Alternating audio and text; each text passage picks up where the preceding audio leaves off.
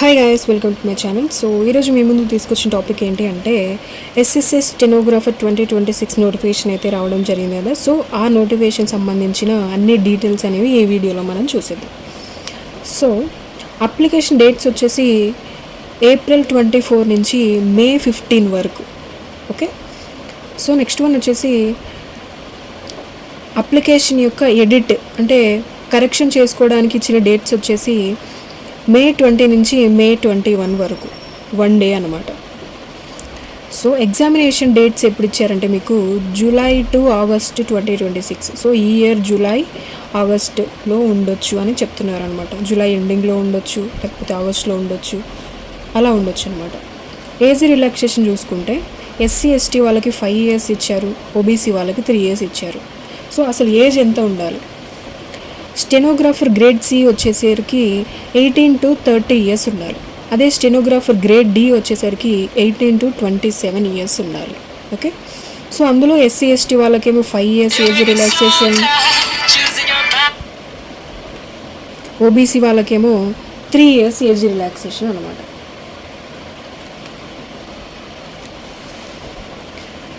So next one వచ్చేసి application fee చూసుకుంటే 100 rupees ఉంటుంది. సో ఎవరెవరికి అప్లికేషన్ ఫీ ఉండదు అని చూస్తే ఉమెన్కి అంటే ఏ కేటగిరీకి చెందిన ఉమెన్కి కూడా అప్లికేషన్ ఫీ అనేది లేదు. అలాగే SC, ST, PWBD and ex service men వాళ్ళకి కూడా, అది ఉమెన్ కానీ మెన్ కానీ, సో వాళ్ళకి కూడా అప్లికేషన్ ఫీ అనేది లేదు. ఓకే, సో రిమైనింగ్ కేటగిరీస్ వాళ్ళకి అది కూడా మేల్స్కి మాత్రమే అప్లికేషన్ ఫీ ఉంది. Okay, so next examination centres చూస్తే ఏపీలో వచ్చేసి గుంటూరు, కాకినాడ, కర్నూలు, నెల్లూరు, ఒంగోలు, రాజమండ్రి, తిరుపతి, విజయవాడ, విశాఖపట్నం, విజయనగరం, శ్రీకాకుళం, ఏలూరు. ఓకే, అలాగే తెలంగాణలో చూస్తే Hyderabad, Karimnagar, Warangal, Siddipet. So scheme of examination. So మీకు ఈ ఎగ్జామ్ ఎలా ఉంటుంది? సో మొత్తం 3 partsగా ఉంటుంది. Part 1, Part 2, Part 3. So 3 subjects ఏంటి అంటే జనరల్ ఇంటెలిజెన్స్ అండ్ రీజనింగ్, దానికి 50 questions ఉంటాయి, 50 marks. నెక్స్ట్ పార్ట్ వచ్చేసి జనరల్ అవేర్నెస్ ఉంటుంది, 50 questions, 50 marks. థర్డ్ పార్ట్ వచ్చేసరికి English language and comprehension, 100 questions, 100 marks. Okay, so దీనికి టైం చూసుకుంటే టోటల్గా 2 hours టైం ఉంటుంది. అందులో 30 minutes each for Part 1 and Part 2. Okay, Part 1కి Part 2కి ఈచ్ వన్ 30 minutes ఉంటుందన్నమాట. సో దీనికి Part 1కి 30 minutes, Part 2కి 30 minutes, అంటే సెక్షనల్ టైం అనమాట. So next 60 minutes for Part 3, Part 3కి 60 minutes ఉంటుంది. ఓకే, సో నెక్స్ట్ ఇదే టైం డ్యూరేషన్ 2 hours 40 minutes ఎవరికి ఉంటుంది అంటే 40 minutes each for Part 1 and Part 2, అంటే Part 1కి 40 minutes, Part 2కి 40 minutes and 80 minutes for Part 3కి. Part 3కి 80 minutes ఉంటుంది. ఎవరికి ఉంటుంది ఎక్కువ టైం అంటే for the candidates eligible for scribe as per para 7.1 and 7.2 and 7.3. Okay, నోటిఫికేషన్లో మీరు 7.1, 7.2, 7.3 పేరాగ్రాఫ్లో ఒకసారి చూసుకోండి. ఆ పేరాగ్రాఫ్కు ఎలిజిబుల్ అయిన స్క్రైబ్ వాళ్ళకి 2 hours 40 minutes ఉంటుంది అండ్ రిమైనింగ్ వాళ్ళకి 2 hours ఉంటుంది. Okay, so next objective type questions. ఈ క్వశ్చన్స్ ఎలా ఉంటాయంటే ఆబ్జెక్టివ్ టైప్ ఉంటాయి.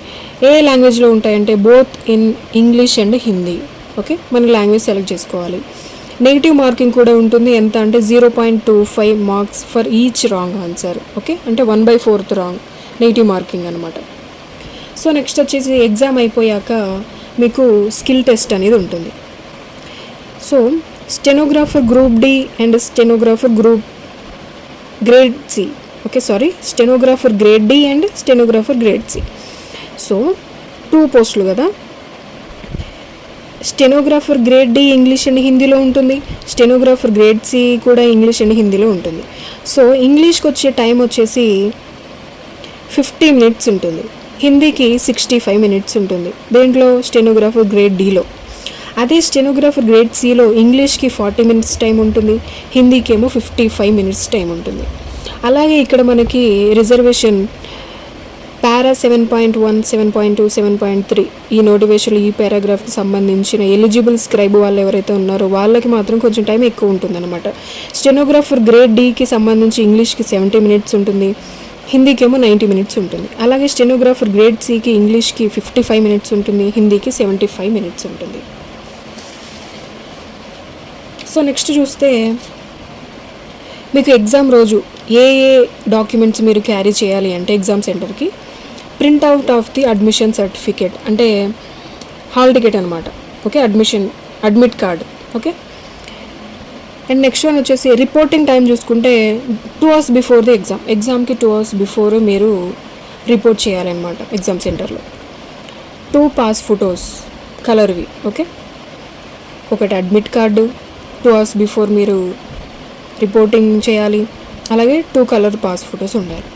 నెక్స్ట్ చూస్తే original valid photo ID proof having the date of birth as printed on the admission certificate. Okay, మీరు application చేసుకునేటప్పుడు మీరు ఏ డేట్ ఆఫ్ బర్త్ అయితే ఇస్తారో ఆ డేట్ ఆఫ్ బర్త్ ఉన్న ఒరిజినల్ వ్యాలిడ్ ఫోటో ఐడి ఉండాలన్నమాట. Like voter ID, driving licence, or PAN card, or Aadhaar card, ఏ ఒరిజినల్ ఫోటో ఐడి తీసుకున్నా కూడా దాని మీద ఉండే డేట్ ఆఫ్ బర్త్ మీరు అప్లికేషన్ టైంలో ఇచ్చిన డేట్ ఆఫ్ బర్త్ కూడా సేమ్ ఉండాలన్నమాట. Okay, like Aadhaar card or printout of ఈ Aadhaar or voter ID or driving licence or PAN card or pass photo or ID card issued by school or college or employer ID card like government or PSU or private. Okay, if photo ID card does not have the date of birth, okay, మీ ID కార్డులో date of birth లేదనుకోండి, date of birth printed on it, then the candidate must carries an additional original document like. Okay, ఒక original document అనేది మీరు carry చేయాల్సి ఉంటుంది అనమాట. Like ఎలాంటి అంటే మెట్రికులేషన్ అంటే 10th class సర్టిఫికేట్ కానీ, or marks sheet issued only by CBSE, ICSE, state boards, or birth certificate or category certificate. Okay, మీ ఒరిజినల్ ఐడి మీద డేట్ ఆఫ్ బర్త్ లేకపోతే ఈ ఒరిజినల్ డాక్యుమెంట్స్ అనేవి మీరు క్యారీ చేయాల్సి ఉంటుందన్నమాట. సో గైస్, ఇది SSC స్టెనోగ్రాఫర్ సంబంధించిన ఆల్ డీటెయిల్స్ అనమాట. సో మీకు ఇంకా వేరే ఏమైనా డౌట్స్ ఉంటే మన కామెంట్ సెక్షన్లో అడగచ్చు. అండ్ మీలాగే ప్రిపేర్ అయ్యి మీ ఫ్రెండ్స్ కోసం ఈ వీడియోని షేర్ చేయండి. అండ్ ఒక చిన్న ఎంకరేజ్మెంట్ కోసం మన వీడియోని లైక్ చేయండి. అండ్ ఇలాంటి మరిన్ని వీడియోస్ కోసం మన ఛానల్ సబ్స్క్రైబ్ చేయండి. అండ్ మరొక యూస్ఫుల్ వీడియోతో మీ ముందుకు వస్తాను. అంటే this is Renu signing off. Thank you.